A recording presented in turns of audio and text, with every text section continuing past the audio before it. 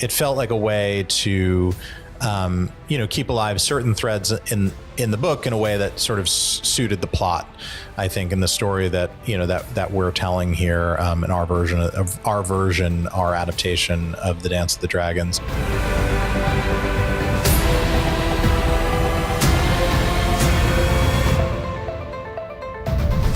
Unlike its predecessor, Game of Thrones, House of the Dragon showrunner Ryan Condal and his writers have a completed saga as their source material. But that's not the problem House of the Dragon has faced in the 3 seasons it's been on the air. There's this constant interplay between serving the book, but also realizing that we have a TV viewing audience, many of whom will not have read the book. So you're kind of constantly trying to play to both audiences, trying to keep it as faithful as possible while also, doing what's necessary to adapt from one medium into another, where point of view and emotional entrenchment are so important to making compelling television.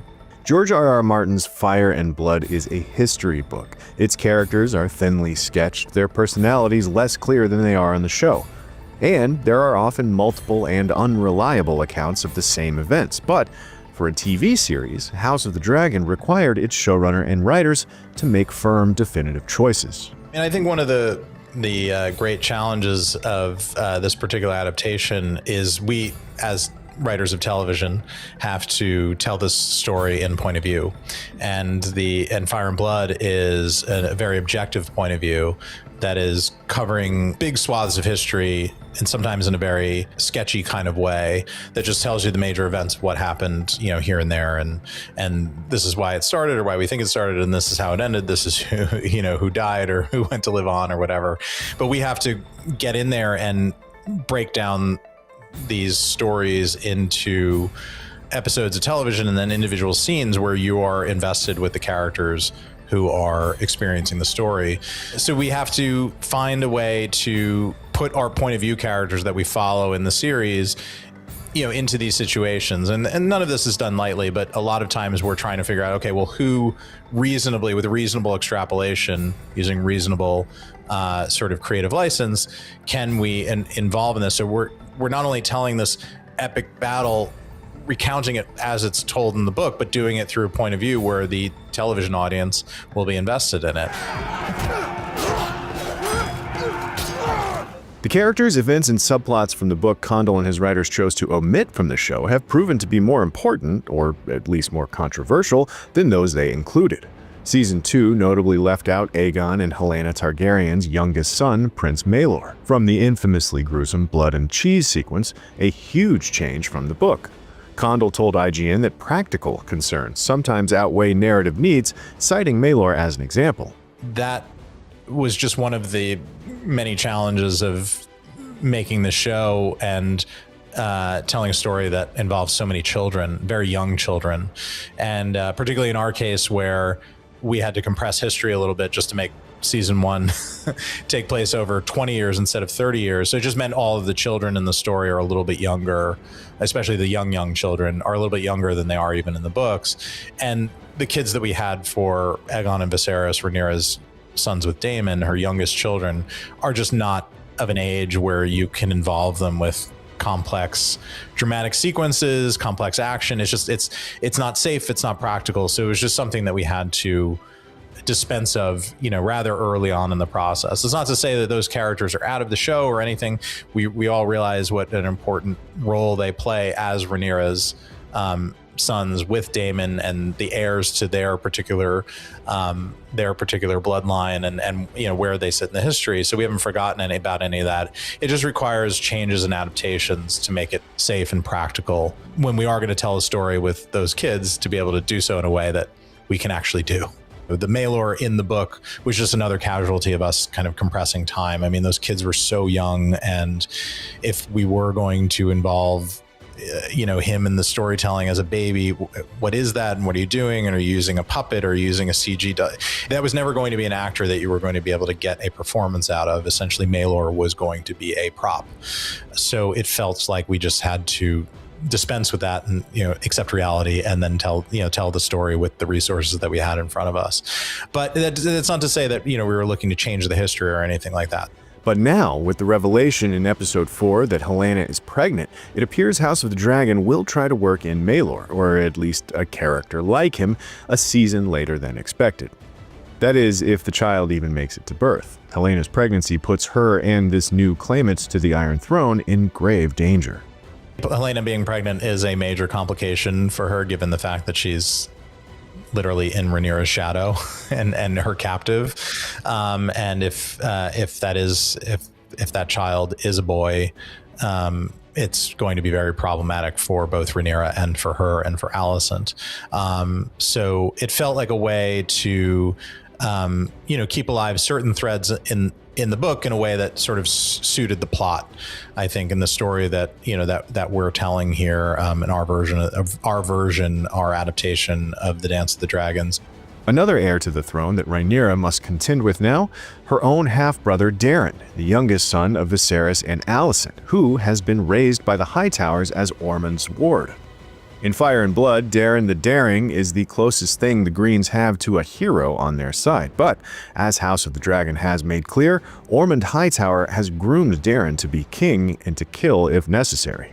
Daeron also has a dragon, Tessarion, to add to the Greens' firepower in the war.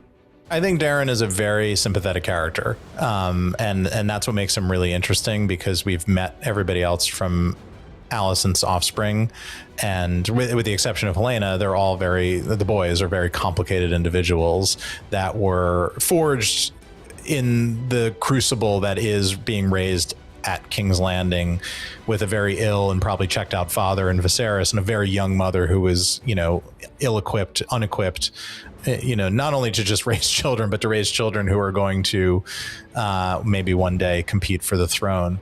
So that's why Daeron is an interesting study, because there's a bit of nature and nurture in all of the, all of the storytelling that we have here. Among the major changes from the book this season is the elimination of the dragon seed nettles, a character whose function in the saga has been given to Daemon's daughter, Lady Rhaena, instead. In Fire and Blood, Daemon has a close, possibly even romantic relationship with Nettles, a young homeless girl from Driftmark who was able to tame the wild dragon Sheepstealer. Nettles rode it into the Battle of the Gullet to fight on behalf of Rhaenyra.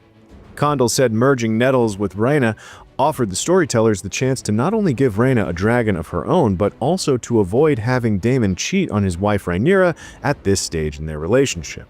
We knew that the Sheepstealer's rider, that character causes extreme strife for Daemon and Rhaenyra's relationship. And that was sort of the place that we started in. We felt in season 2 that we were telling the story of the dragon seeds pretty completely and robustly, in terms of all the different walks of life that come to riding dragons. But it felt like we were covering off on a lot of the different walks of life of these kind of commoners who are upjumped into Targaryen dragon riders. So when it came around to claiming a wild dragon, we just felt like, well, what story do we want to tell? This story evolves so much to impact on Daemon and Rhaenyra and their relationship. We knew the story, as it was told in the book, and it just felt to us that because, again, this story is told in point of view, that it felt more apt, as this is a family story, to where we had the opportunity to involve one of the family members in the storyline. And because Rhaena has been set up since season 1 as the member of this family who doesn't have a dragon, and basically her sole identity is the Targaryen kid who doesn't have a dragon, it felt like that was a character that we had already set this long runway for, that it could be very satisfying for the TV viewing audience that didn't have an experience with the book at all, to see that character, claim a dragon, and then in a very, I think, Game of Thrones and Westerosian kind of way, to reap the consequences of having her wish come true. It's a very monkey's paw kind of moment for Rhaena. She gets her great wish and it becomes her greatest nightmare. And it felt like pairing a wild dragon with a lady of noble blood that then becomes, somewhat feral herself, was just a very interesting story to tell that helped keep us at the core of where we wanted to take, Rhaenyra and Daemon's relationship. It did not feel like, to us, an infidelity story was someplace that we wanted to go with Damon and Rhaenyra, given everything they had been through to this point. I think the audience really wants to see this couple work out, but they both have inextricable natures to them that they can only get so far away from. And we see that playing out with Damon over the course of the season. But I think more interestingly for Damon is, for the first time, he's doing something very self-interested, but he's doing it in the name of protecting his daughter, which we haven't really seen from him to date. It shows a more mature Damon that's still Damon. And I think that was the thing that we were really attracted to. And this is going to be a story that, continues to obviously unfold and evolve and play out over the course of the season. And we'll have ripple effects that take us all the way into the end of the Dance of the Dragons.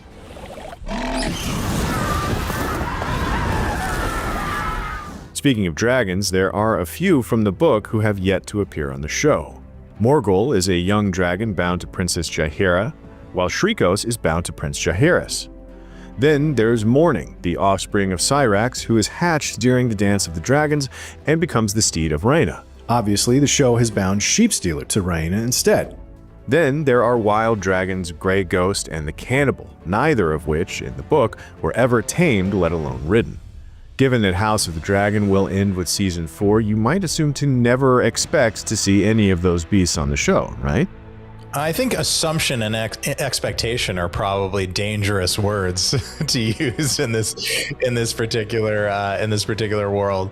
No, look, there's a lot of runway left, and it is called House of the Dragon. It is the Dance of the Dragons. I think there are more dragon cards to be turned over as time rolls on here. Okay, fine, but by Condal's own admission, when it comes to all things Game of Thrones, one can safely assume to expect the unexpected. Anybody that's attuned to being a Game of Thrones reader or watcher, part of the fun of these stories is, as they unfold over books and years and seasons, is that things change over time. Did anybody think when Jaime Lannister pushed that kid out of the window that they would be rooting for him 2 seasons later, 3 seasons later, and then seeing him as one of the most tragic, heroic characters in the story? No. I think the fun of telling this story is when you put people in this very extreme environment, you get to see what they're actually made of and who their characters actually are. And some people that you thought were good go to very dark places. And I think some people that you had written off as wastrels or losers or just pure evil will maybe not become King Arthur in the end, but will become more sympathetic characters as the story unfolds. And as other characters that maybe you were rooting for change in the other direction. And that's the fun of being a storyteller. We have to develop arcs over the seasons of this show. People think that they want sort of, I don't know, inertia in television characters. And look, in some television that people consume, that is the thing that they want. They want that comfort television. This is not comfort television. This is meant to be dynamic and challenging and surprising. And my expectation is that you'll continue to get that out of House of the Dragon. As we did a lot of work in the breaking of season 3 in terms of we essentially broke season 4 in breaking season 3 so that we could make sure that we were giving ourselves enough runway to tell the story that we had to tell to bring the story to a exciting, unexpected but reasonable conclusion X episodes later. So it very much went into our planning. But that's the nice thing about making this series, is that we've really been able to do it on our terms and to be able to tell the story that we want to tell and adapt the story of the Dance of the Dragons the way we want to adapt it in such a way where we know when and where the ending is, so you can really plot towards the end. A lot of television shows don't get a final season or don't get to do that. And that's my story from my previous television show, which got canceled before its time. So I didn't get to end that one. This is a real privilege and opportunity to be able to know that we're going to end this story and to get to do it on our terms. And I'm taking it very seriously. There's still plenty of story left to tell before House of the Dragon concludes, so we'll just have to wait and see which characters or events are altered or dropped entirely during the rest of Season 3 and in Season 4. How do you feel about the changes and choices House of the Dragon has made so far in adapting Fire and Blood? Let us know in the comments, and for more coverage on all things Westeros, you're already bound to the right wild dragon, and its name is IGN.